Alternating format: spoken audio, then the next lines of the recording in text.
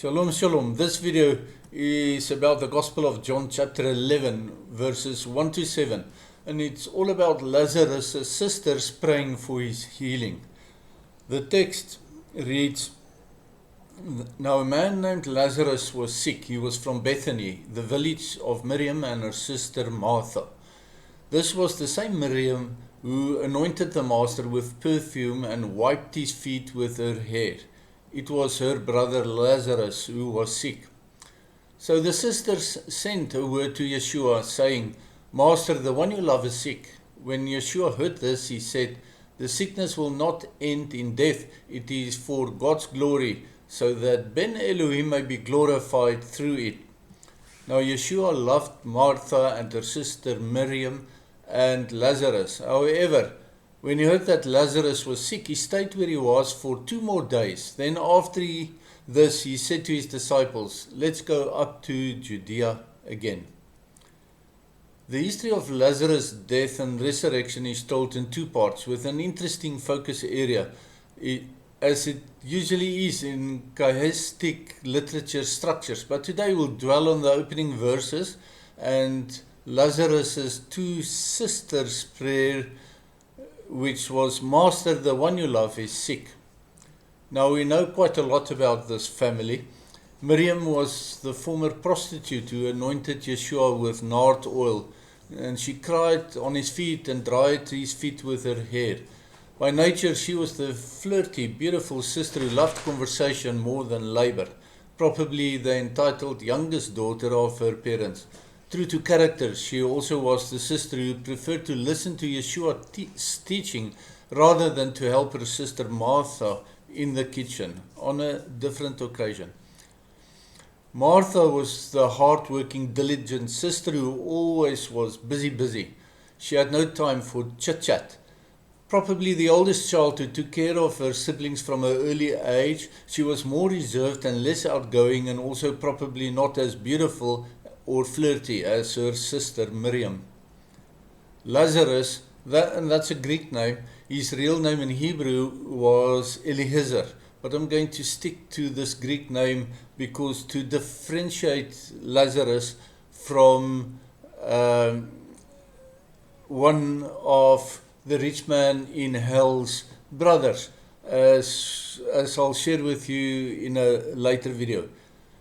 Okay, Lazarus, the Greek name from Hebrew, Eliezer, it shows us maybe what transliteration between different alphabets, that it really do pose challenges. You can't simply translate because some letters in the one alphabet does not exist in the other alphabet, so you have to pick and shovel and choose, and eventually Eliezer transliterates to Lazarus. He shared his name from Abram's slave, who was an upstanding example of loyalty and dedication, and this Lazarus seemingly was also like that. Yeshua loved Lazarus' stability and character. The Greek text there for love is phileo.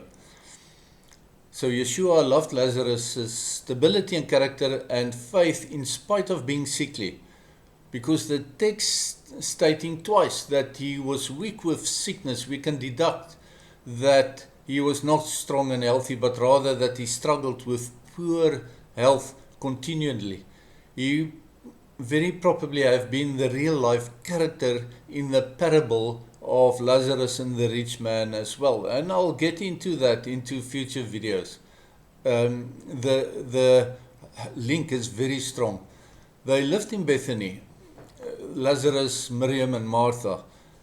They lived in Bethany. Bethany means the house of figs, with fig trees being one of the biblical symbols of the nation of Israel. Bethany lies directly east of the Temple Mount, but behind the Mount of Olives. So from the temple, if you exit through the east gate, then you have to go over the Mount of Olives to get to Bethany. Yeshua occasionally stayed in Bethany during the pilgrimage Moedim, as it provided easy access to the temple over the Mount of Olives, and at other times He just camped on the Mount of Olives. We know that he liked to camp, for instance, at the olive press, Gethsemane. Yeshua had a plan with Lazarus. After he heard Martha and Miriam's prayer about Lazarus' deteriorating health, he waited for 2 days, allowing Lazarus to die and go to Abraham's bosom before he returned him from the dead, even though he knew very well that people who would not listen to the Torah would also not heed Lazarus when he returned from the dead. As it is in the parable as well, so it is in real life. Lazarus' resurrection created a theological problem for the house of Annas, the ruling Kohanim, because his return from death exposed their fake doctrines regarding life after death. Therefore, they had him murdered as soon as they could, and you can read about their plans to have Lazarus murdered in John 12, verse 9 to 11.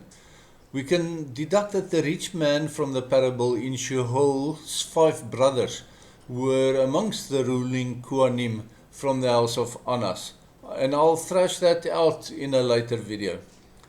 Lazarus' sisters did not pray for his healing, although it later seemed that they implied so. It is explained in the second part of the text on Lazarus' death and resurrection. But in this initial request that merely informed Yeshua that Lazarus was in a bad way, suggesting that on some level they expected and knew that Lazarus had to deteriorate to death, and their message indicated that the process had started. They did not know the reasons why Lazarus had to die, but they were compelled just to let Yeshua know that the process have started. When God hears our prayers, and it seems to us that He tarries to answer, it is because the delay serves a higher purpose. Lazarus' sickness and death opened an opportunity for Yeshua to demonstrate His authoritative power over death, and to illustrate that life continues after our bodies return to dust. This was Lazarus' calling and the purpose in his life, to disprove the house of Annas' false doctrine to the glory of Adonai. His reward for his loyalty and faith in the afterlife is great, no doubt about that. We are called to endure in our faith, especially when God seems to take His time in response to our prayers. I hope that gives you food for thought, and I bid you shalom shalom.